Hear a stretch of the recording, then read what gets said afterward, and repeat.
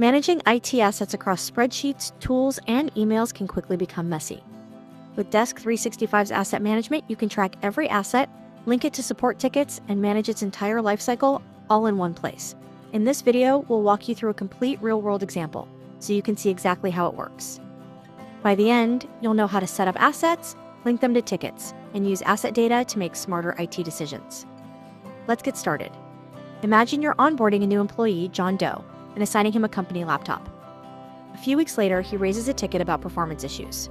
We'll walk through how to manage this entire journey using Desk365. Before creating assets, start by defining what information you want to track. Go to Settings, Asset Management, Asset Types, and Fields. Select Hardware and add a child asset type called Laptop. Now create custom fields based on your needs. For example, operating system and RAM configuration. This ensures every asset is structured and consistent from the start. Next, define the product or model. Go to Settings, Asset Management, Product Inventory, and click Add New Product. Enter the product details and save. Products represent device models, helping you standardize your inventory. Now, add the vendor. Navigate to Settings, Asset Management, Vendors, and click Add New Vendor. Enter the details and save. This helps you manage warranties, procurement, and service history. To track where assets are located, create locations. Go to Settings, Asset Management, Locations, and add a new location.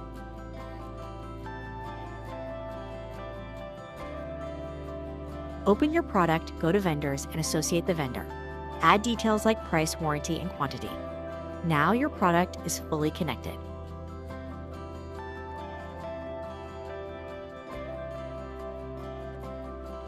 Now, create the actual laptop assigned to John Doe. Go to Agent Portal, New and New Asset, fill in the details, and click Create. Your asset is now ready. When John reports an issue, a ticket is created. From the ticket, go to the Assets tab, click Associate Asset, and select the laptop. Now, the agent has complete visibility.